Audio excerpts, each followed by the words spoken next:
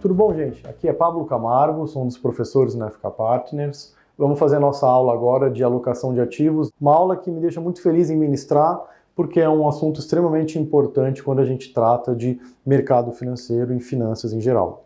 A alocação de ativos é o resultado final, tá? Independente do que está escrito aqui no slide, é o seguinte: a alocação de ativos é o resultado final de uma conversa que um gestor, que um administrador de recursos tem com o seu cliente, mas a visão desse gestor, administrador, do que ele acredita que vai ser o futuro da economia e como esse futuro de economia vai afetar os ativos. Então, a soma desses dois resultados, de o que o cliente precisa, mais o que o gestor acredita que vai acontecer, tem como resultado uma carteira, uma alocação de ativos. E hoje a gente vai tratar aqui dos conceitos dessa alocação, de rebalancear, de como a gente cria os ativos, uma série de coisas, tá? De como é o processo dessa alocação. Então, o processo de Asset Allocation contempla o acompanhamento e reavaliação da carteira. Porque não é um processo estático. Você cria uma carteira e com o tempo, o que vai acontecer? O seu investidor vai ter uma mudança, pode ter mudanças significativas na situação financeira ou de objetivos dele. O mercado pode ter uma mudança significativa. E aqui, quando eu falo significativa, eu quero dizer, olha, eu estou pensando numa modificação de longo prazo, não é uma modificação de curto prazo. E essas modificações de longo prazo nos ativos fazem com que eu faça um rebalanceamento, uma reavaliação da minha carteira que eu fiz a alocação. Tá? Basicamente, a gente tem, quando a gente pensa em alocação de ativos, são duas vertentes, né? São dois espaços. A macroalocação e a microalocação. A macroalocação é, dentre um universo de ativos, tá? Onde que eu vou alocar o meu dinheiro? O que a gente está querendo dizer com isso? Olha, eu tenho os ativos de renda fixa, os ativos de renda variável, os investimentos alternativos, tá? Eu tenho, posso ter uma subdivisão aqui de commodities, enfim, dentre essas macroclasses de ativos, como que eu vou fazer a alocação? Essa é o que a gente diz de alocação macro. A alocação micro é, dentro de um universo pré-determinado, já decidi que 40% da minha carteira vai ser alocado em ativos de renda fixa. Bacana. Agora, dentro desse microcosmo renda fixa, eu vou fazer a minha microalocação. Poxa, quando eu falo de renda fixa, eu tenho um universo para fazer investimentos, tá? Pré-fixado, pós-fixado, indexado à inflação, título do governo, título privado, enfim. Decidi que eu fiz uma macroalocação de 40% em renda fixa, agora eu vou fazer uma microalocação desses 40% dentro dos ativos disponíveis que eu tenho no universo da renda fixa. Quando a gente trata de alocação estratégica ou alocação tática, de que trata esse slide, né? Gente, para quem for fazer exame de certificação, prova de certificação, a regra é muito simples. No mínimo, mais de 90% do retorno de uma carteira, ele é dado pela alocação estratégica. Então, a alocação tática é desvio de um ativo, você quer implementar uma visão que você tem de curto prazo de mercado e coisas parecidas, tá? Então, assim, alocação estratégica. Você está utilizando os objetivos de retorno e as limitações do cliente, ou seja, com base no que o cara precisa de retorno e risco e com base nas limitações que ele tem, que a gente vai ver bem profundamente na aula de GPS, com base nisso, você faz uma alocação que vai ficar por longo prazo e que você vai girar muito pouco, ou seja, vai custar pouco em termos de corretagem, enfim, em termos de pagar imposto, essa alocação estratégica. A alocação tática você não olha basicamente o longo prazo, você não olha tanto as necessidades de retorno e risco do cliente, você olha uma má precificação de um ativo ou você quer operar uma visão sua de curto prazo. Ó, acredito que a bolsa nos próximos 3 meses, por conta de um evento específico, vai se valorizar muito mais do que o mercado está acreditando aqui. Bacana, você vai implementar esse trade, só que você não vai mudar toda a carteira do cliente por conta de 3 meses. Então, isso é importante da gente entender. Aqui é o longo prazo, o que os interesses do cliente são refletidos numa carteira. Aqui olha, você quer implementar uma visão de curto prazo para beneficiar o cliente. Bacana, tá? Só que, repetindo, mais de 90% do resultado vem da alocação estratégica. A alocação tática são menos de 10% no retorno total da carteira. Tá?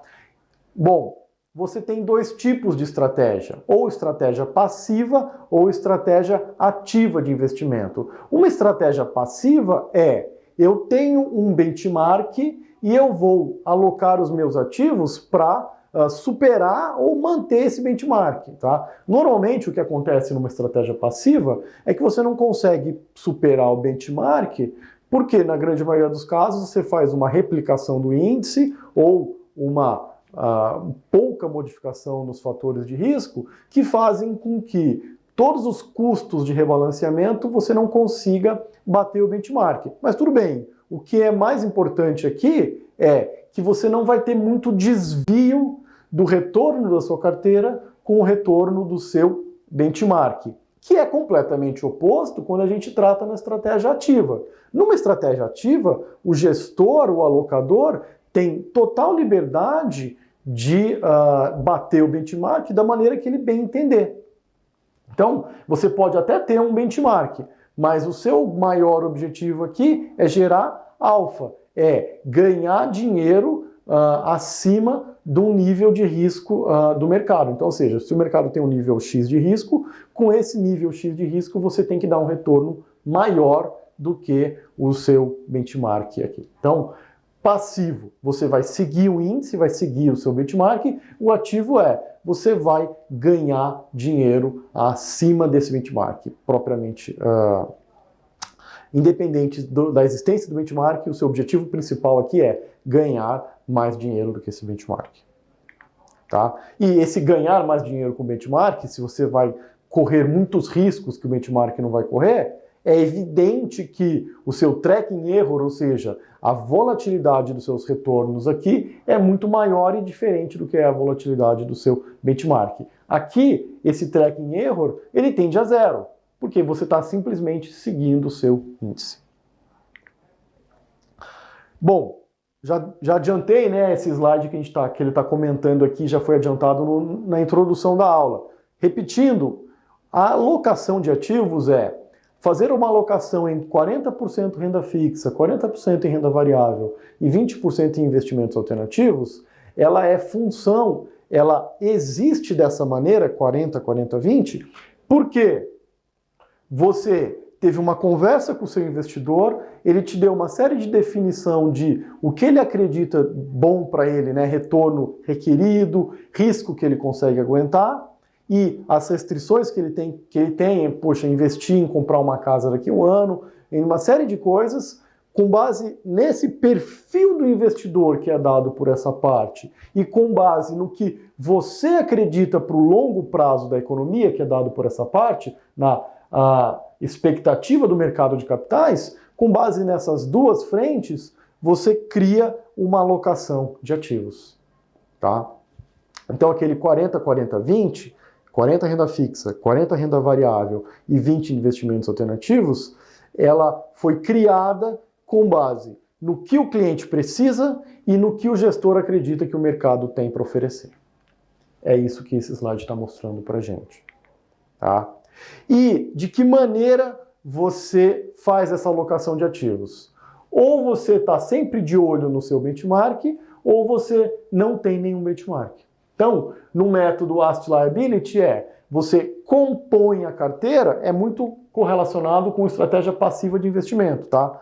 Você vai construir a carteira com base no seu benchmark, com base em tentar ter um retorno igual ou maior, é difícil conseguir um retorno maior se você está fazendo sempre passivo, tá? Mas quando você fala de método de Asset Liability, é sempre o quê? O quanto a minha carteira está rendendo em relação a um benchmark.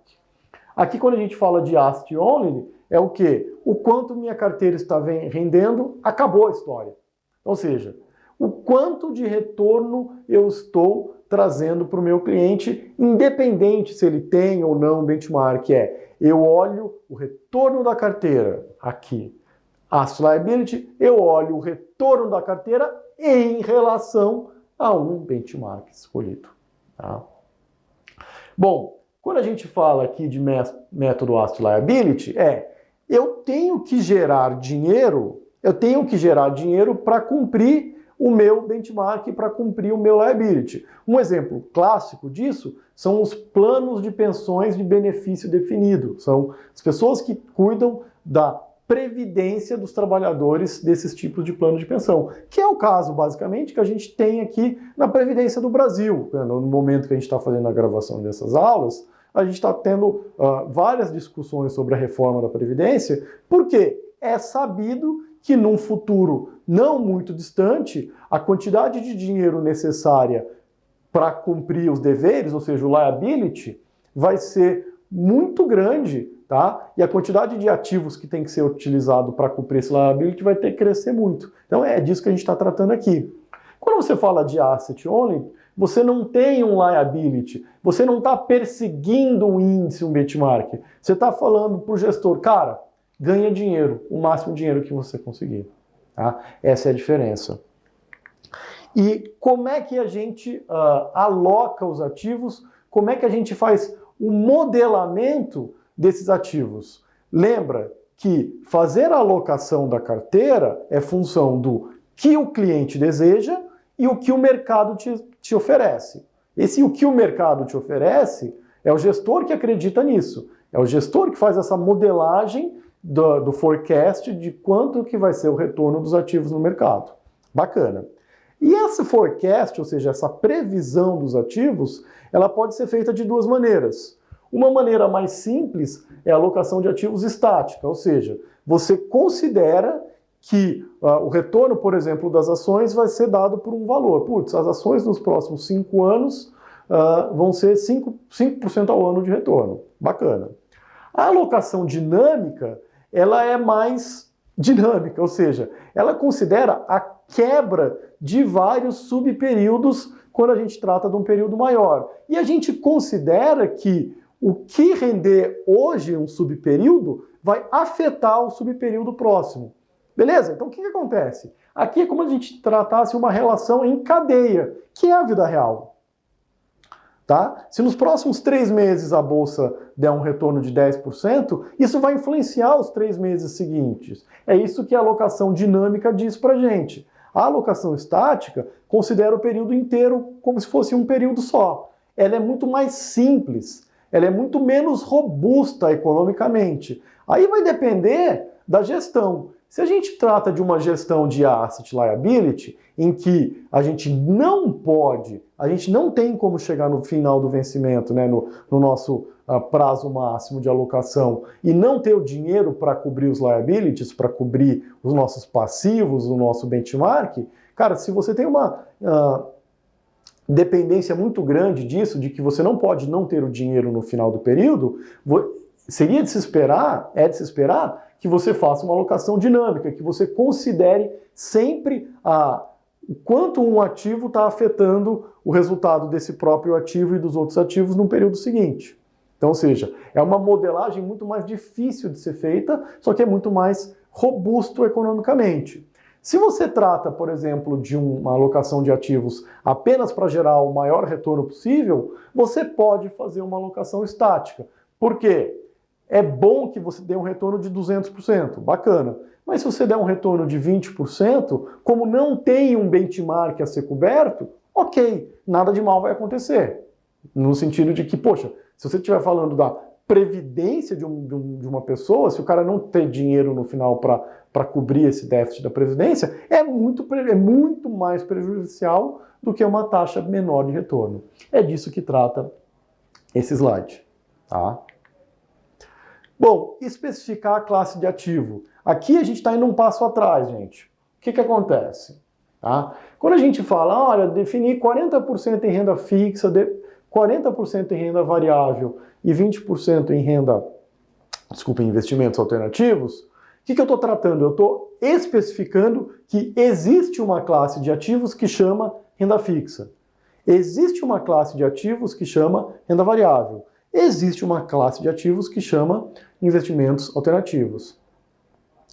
Essas classes de ativos, tá, é comum. Hoje a gente já tem uma definição mais padronizada disso. Mas quando o gestor vai fazer a alocação dele, ele poderia definir classes diferentes de ativo. Tá? Ele poderia criar a classe de ativo XPTO. Tá? O que é importante nesse processo de criar classes de ativos? De que quando você pega um ativo financeiro, uma ação, uma renda fixa, por exemplo, né? É até difícil, né, falar isso, né? Mas quando você pega um título qualquer, ele se encaixe em apenas uma classe de ativos. O que eu quero dizer? Quando você trata de uma ação, vamos para o mundo real, tá? Quando você trata de uma ação, ela tem características que a colocam dentro da classe de ativos renda variável e não a colocam na classe de ativos renda fixa. Então, quando você vai definir uma classe de ativos, é importante que todos os ativos que você vai fazer investimentos tenham as suas casinhas pré-determinadas, você consiga definir uma relação entre ativo e classe de ativos, tá? E é importante que todas essas classes de ativos elas contemplem todo o universo que você vai fazer investimento, tá? Então, isso é especificar a classe de ativos. Na grande maioria dos casos, as classes já estão especificadas, tá? Aqui serve para um caso se você estivesse fazendo investimentos, por exemplo, num país que não tem ainda um mercado muito desenvolvido, ou cria-se uma nova classe de um ativo que não existia antes. Então, onde que isso vai ser colocado? Por exemplo, criptomoeda. O que é uma criptomoeda? É uma moeda? É um investimento alternativo? Então, analisa-se, tá, as características desse investimento para colocar. Não, uma criptomoeda é melhor colocada nesse balde aqui de alternativos. Não, é melhor no balde de moedas e por aí vai. É importante só a gente entender que se você está no balde de alternativo é porque você não pertence ao balde de moedas. Bacana? Investimentos alternativos. Essas são uma classe especial quando a gente define classes de ativos, porque elas têm esse nome de alternativos porque elas não são o que a gente chama de investimentos tradicionais. Investimentos tradicionais tem que vir na nossa cabeça sinônimo de renda fixa, renda variável e moedas, por exemplo. Quando a gente fala de investimentos alternativos, são hedge funds, imóveis, private equity, commodities, esse tipo de investimentos, arte, esses tipos de investimentos que têm baixa correlação com os investimentos tradicionais. Então, quando a gente fala de teoria moderna de carteiras, você vai montar uma carteira que é bem diversificada. E para uma carteira ser bem diversificada, ela tem que ter ativos com baixa correlação uns com os outros. Então, essa classe de ativos, investimentos alternativos, tem baixa correlação com os investimentos tradicionais. É isso que a gente trata, tá? Então, importante a gente falar quais são as desvantagens dos investimentos alternativos. Você tem duas principais desvantagens, que são investimentos mais caros para você fazer investimento. Por quê? Porque sempre você tem um custo para você fazer esse investimento maior, um custo financeiro, né, seja na taxa de administração de um hedge fund, por exemplo, ser maior do que um mutual fund, ou no custo de informação. Como são investimentos que são diferentes de tradicionais, o acesso às informações é um pouco mais restrito do que os investimentos tradicionais. Então, bacana. Investimento alternativo, grande diversificação e, obviamente, espera-se um retorno maior, tá? E as desvantagens custa para você fazer esse investimento e custa informação e preço, né, quando a gente fala de taxa. E você pode ter problemas de liquidez, porque são investimentos sempre menos líquidos do que os tradicionais. Vamos falar agora, tá, os passos para alocação de ativos. E, cara, eu não me preocuparia em decorar esses passos, porque eles são muito lógicos, na verdade. Eles vêm de um conceito, de um raciocínio bem linear, na verdade. Então, primeiro, você vai conversar com o seu investidor e vai definir, cara, o quanto você quer de retorno e o quanto de risco você consegue tolera.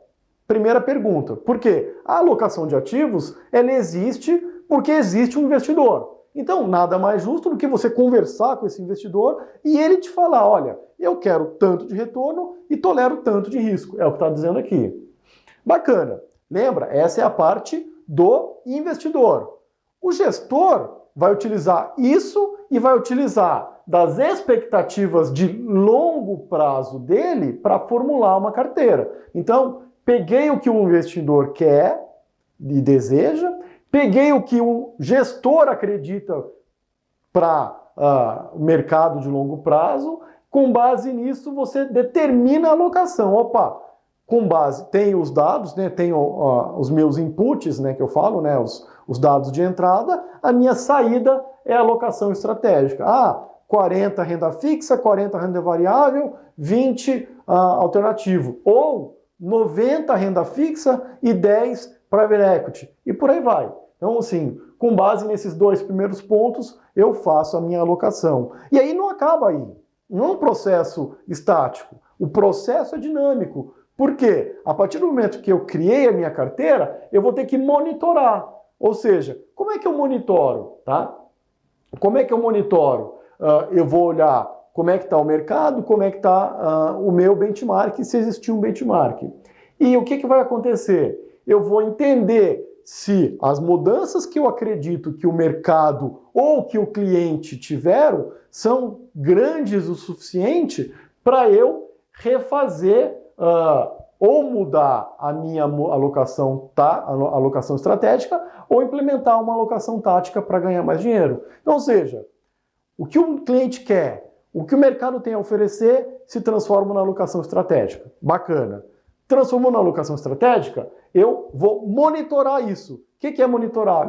Deixa eu comparar o que eu tenho com o benchmark e entender se o meu cliente mudou ou se o mercado mudou tanto a ponto de ou fazer uma alocação tática aqui ou modificar a alocação estratégica.